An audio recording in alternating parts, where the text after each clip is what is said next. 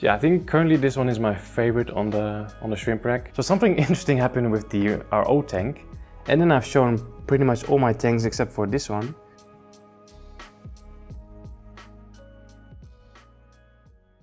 All right, let me just put you guys on this bench right here. Take the sunglasses off. It's rude to talk to people with sunglasses on. What's up, YouTube? Welcome to another video. So this beautiful spot right here is literally like 5 minutes walk from my house. And I try to come here at least once a week just to catch some live fish food. Yeah, so I won't be able to see it on camera, but this water right here is literally infested with daphnia. And daphnia is some pretty good, pretty good fish food. Has a lot of vitamins. So I have a little cup, a little fish net. So we're gonna catch some daphnia.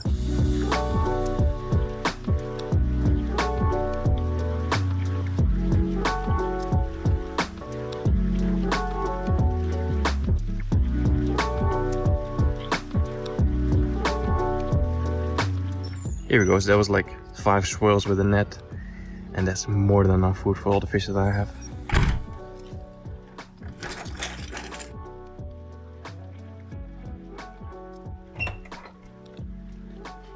So I absolutely love being outside this time of the year, but at the same time it's also very annoying because I have these seasonal allergies. I'm not sure what it's called in English actually, but in Dutch we call it hooikoorts. Like when your eyes are like irritated, your nose is like running, sneezing a lot. Sure, a lot of people who are watching have it as well. It's like a very common allergy. But yeah, today's video, I have a lot of things I want to update you guys on.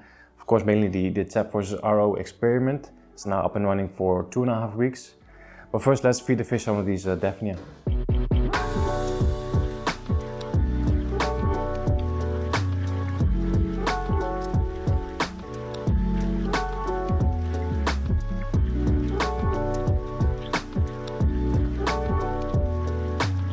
Let me guys give you an update on these 2 tanks first. Actually, let's give them some more daphnia. And if you're wondering, I just rinsed the daphnia in some tap water just to make sure we don't get any nasty pond water inside these aquariums. So a few videos back, I bought 2 German blue rams for this tank. Unfortunately, they both turned out to be females. So not too long ago, I went back to the store and bought a male. This is the longfin variety, looking really, really nice. Unfortunately, the females are not doing so well at all. Both of them are suffering from some weird digestions. They both have these white things coming out of their bellies. So they're not doing very well, also getting very, very skinny. So I'm afraid they will not live very, very long. Also the other female, I don't see her right now. I just saw her, so, oh, there she is. The other female has like a huge gap in her head, basically. Yeah, I tried treating it with some medication, but it just doesn't seem to be working. They're just getting worse and worse. So yeah, I don't think these females will live very, very long. But in general, this tank is actually doing very good. Plants are looking super healthy. I actually need to give it the stems another trim soon. I also just noticed that the CO2 finished. Like there's no CO2 coming out of the outflow. So I checked and the bottle is indeed empty. So that's a bit of a bummer because I'm actually leaving the country tomorrow. So I guess I'll just reduce the lights and then leave this tank without CO2 for a few days. Okay, next we have the new neon green rasbora aquascape. So I released a build video from this one a week ago. Got quite a lot of views, so I guess a lot of you people liked it, so that's nice. Nothing really new here besides the fact that I got a lot of comments on that video that the rasboras can be quite jumpers. So I actually lowered the water level a little bit on this aquascape. That also means that we get quite a bit more surface agitation from the hang on the back filter. So I had to increase the CO2 a little bit just to make sure we still have enough CO2 in this tank. But besides that, it's doing really, really well. Okay, then we have the big shallow. Let's give them some more daphnia. So I think on my last video that I made, the 10 mistakes that caused algae, somebody commented that the big shallow currently looks a bit chaotic. And I totally agree with you. And it does look very chaotic. Actually, for the past 2 months, I haven't really done anything to the big shallow. I haven't trimmed it. I've actually removed the CO2 from this tank. I've also decreased the light, so I raised it and I decreased the intensity. And now it's just kind of running on autopilot. But I actually have some good news. This week I will be traveling to Germany. I'll be visiting the Interzoo trade show. And the week after that I'm planning to take down the big shallow and actually start to rescape it. So that's super exciting. I'm actually trying out this new skimmer from Oase. It's the Crystal Skim 350, I think it's called. Actually not really a big fan of these external skimmers. I prefer the the small one here, you know, from the Aquario pipes. But this one is it's not that bad. It's silent. It works really well. The only thing is like just like the EHAM skimmer, you know, it's not very good if you have small shrimp or small fish. Like they definitely get stuck in here. Obviously no daphnia for the shrimp. I don't think they will appreciate that. So let's give these guys a shrimp lolly.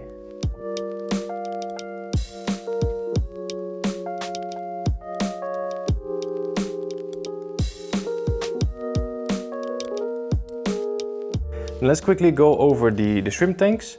So on top we have the no filter aquascape with the yellow neocaridina shrimp. Not much happening here, no breeding yet. I did just trim the moss in here, the moss was going absolutely crazy. And I also trimmed the carpet. So now we have a bunch of moss in the carpet, that's always lovely. Yeah, tank is doing well, nothing really special going on here. Moving on to the blue dream, blue velvet, I always forget which one it is. Blue neocaridina shrimp tank. With this tank I actually removed the CO2 a few days ago. So this tank is now fully grown in. I don't need the plants to grow any faster anymore, so I decided to just remove the CO2, just keep it a bit more low maintenance. Shrimp are doing really well. I made a video, I think it was 2 or 3 weeks ago, that I was super excited that I had a buried female, so a female with eggs. I think though that she lost the eggs. I don't see any eggs anymore in any of the females, so that's a bit of a bummer. But yeah, besides that, its tank is doing absolutely good. Yeah, I think currently this one is my favorite on the shrimp rack. Really like the Rotala, really like in the carpet. Carpet is still super low maintenance. I still haven't trimmed it once since the setup. And I really love this small crypt. This is the crypt Pygmea, something like that. Super tiny crypt. Looking really nice. Okay, then probably the main reason why you clicked on this video, the RO versus tap water experiment. So I can talk about it, but actually let me show you. I've took a picture of both tanks every single day for the past 2.5 weeks. So let's check that out first.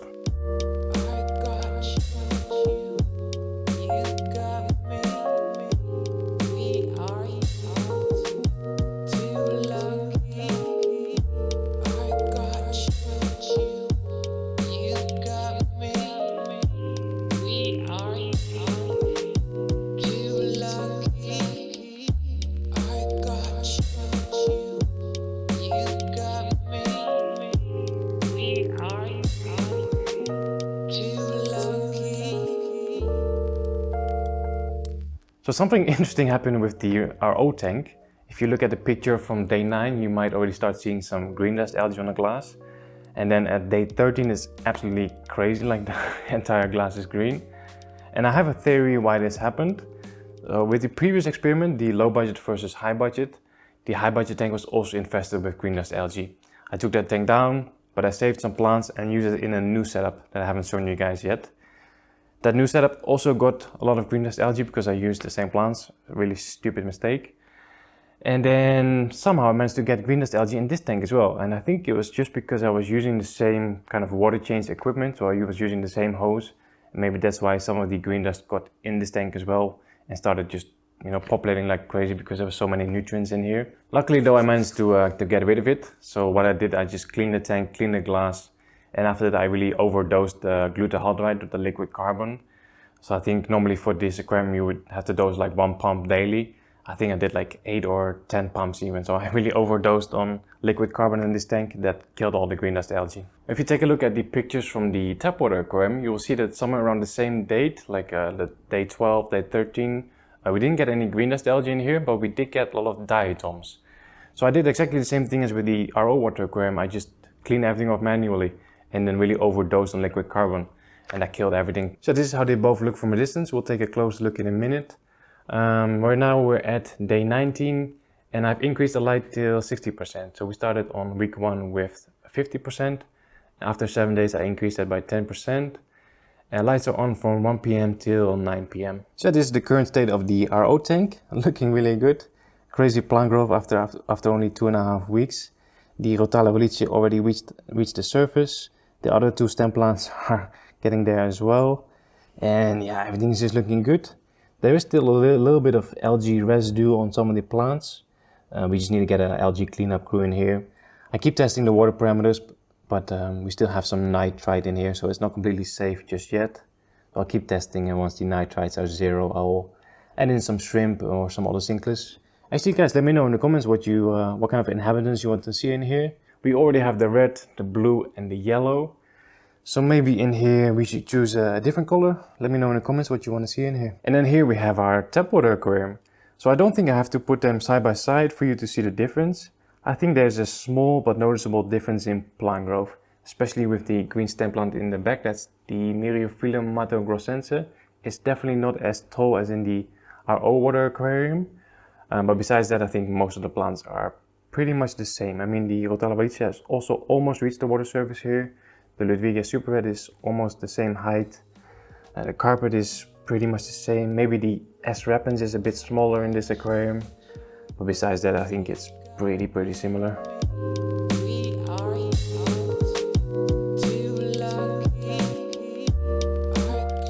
Now in the first video about this experiment, I forgot to show the TDS of the tap water aquarium, so let's do that right now.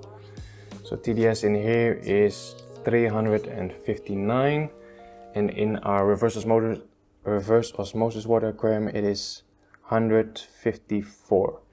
So ideally that will be around 120, 130, so I think I need to do another water change in here. I'm actually very curious what the current pH, KH and GH levels are in both aquariums. If you remember the first video, we did test those levels from our tap water, but I'm curious to see what the current levels are in here and in there. So let's do a quick water test. Okay, so if I remember correctly from the setup video, we tested the tap water and the pH was around 8. Right now the pH is more like 7, 6.5, which totally makes sense because we are now injecting CO2 in the water and CO2 lowers the pH. Then the GH, I'm actually not sure what it was. I think it was either 8 or 9, but right now it's 11, so that's weird.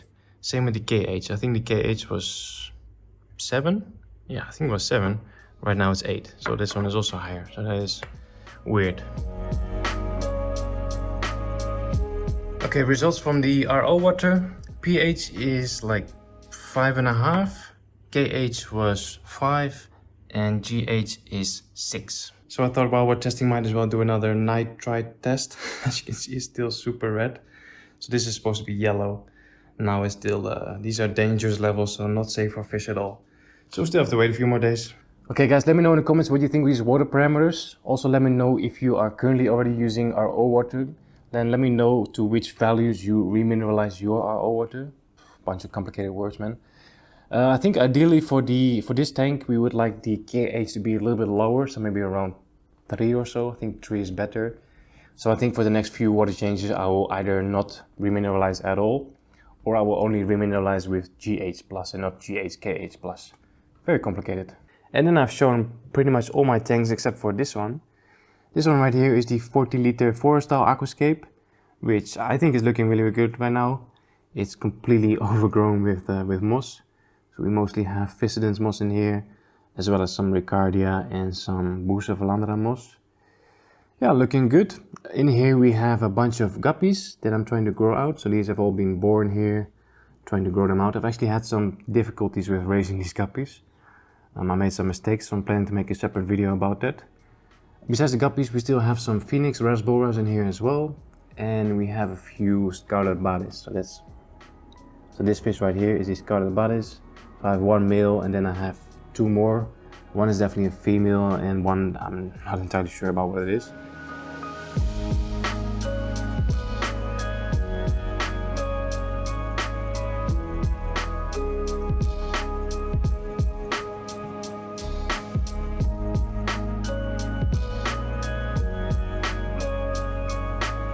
Okay guys, I think that's it. Tomorrow I'll be traveling to Germany to visit the Interzoo trade show. Never been before, really looking forward to that. I'll be there for 3 or 4 days. Should be able to film some nice content for the channel, so stay tuned for that. Guys, don't forget to smash that like button. See you next time. Take care.